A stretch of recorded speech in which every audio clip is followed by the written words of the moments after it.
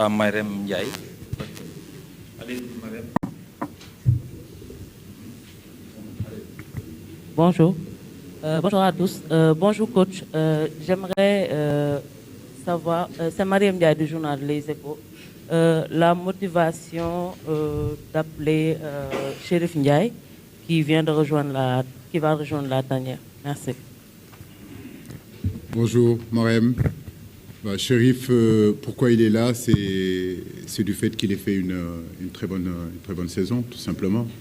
Je pense qu'il a été quand même assez régulier. C'est un garçon qui a marqué pratiquement plus de 20 buts, qui a délivré, je crois, 4 à 5 passes décisives. On le suit depuis longtemps. Il a joué la Champions League.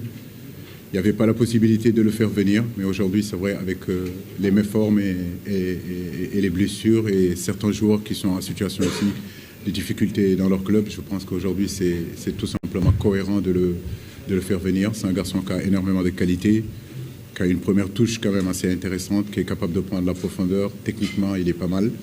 Et dans la surface de réparation, il est capable de nous marquer des buts. Donc je pense que le faire venir, c'est juste normal. Voilà. Merci. Au suivant, bonjour tout le monde. Merci Kara. C'est Djibril Gaye du quotidien Source A. Moi, j'ai deux préoccupations. Peut-être la première, vous avez commencé, c'est l'absence de peut-être quelques joueurs qui ont des difficultés en club. Peut-être on peut citer Boulaye Dia et Kouyaté. Je voudrais savoir, est-ce qu'il y a eu des échanges entre vous et ces deux joueurs? La deuxième, ça concerne peut-être, c'est un phénomène qu'on est en train de remarquer, des joueurs sénégalais qui sont en train de changer de nationalité. Le dernier, c'est, comment il s'appelle encore, Alioune Baldé, il y avait déjà l'autre Diaw de la Mauritanie. Comment faire pour stopper ce phénomène? Ou bien, qu'est-ce que vous en pensez réellement? Merci. Écoutez, j'ai envie de dire que ça a commencé par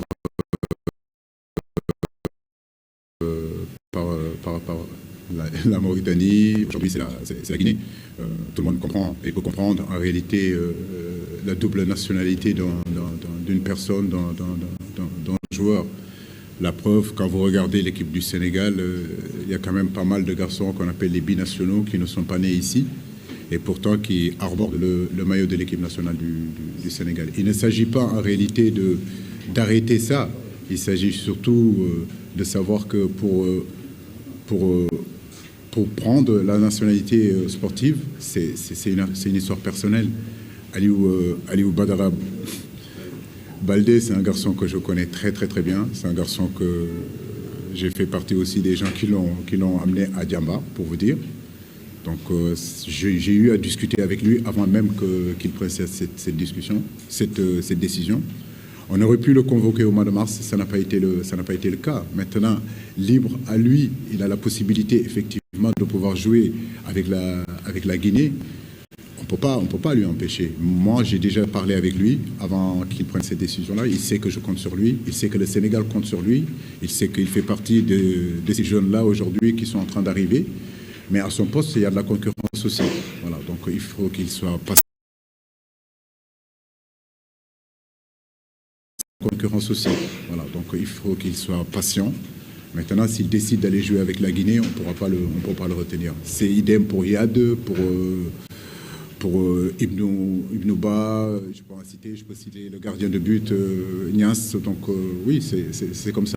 Donc les gens veulent faire leur marché chez nous. Mais comme j'ai envie de dire, c'est qu'on ne peut pas empêcher ces garçons-là, en réalité, de décider de leur sort. Nous, on les a formés. Ils ont joué avec nos petites catégories. Maintenant, avec l'équipe A, c'est vrai que la concurrence est quand même assez intense. La concurrence, elle est énorme. Je peux comprendre, un garçon se dit que je n'aurais pas la chance de pouvoir jouer avec le Sénégal alors que je pourrais jouer la CAN ou bien jouer la Coupe du Monde dans un autre pays. C'est des choix personnels et que je respecte tout à fait. Maintenant, la première question, c'est oui, l'absence de Boulaye et l'absence de Chérou. Boulaye, comme vous le savez, il est en difficulté avec son club, avec des problèmes extra-footballistiques. On a eu à discuter, j'ai parlé avec lui, que ce soit Chérou, parce que ce sont des garçons qui m'ont beaucoup donné, qui ont beaucoup donné pour cette équipe nationale. Donc les appeler pour leur faire part justement qu'on ne les convoquera pas, en tout cas pour ces 2 matchs-là, mais ça ne veut pas dire qu'on fait une croix sur eux.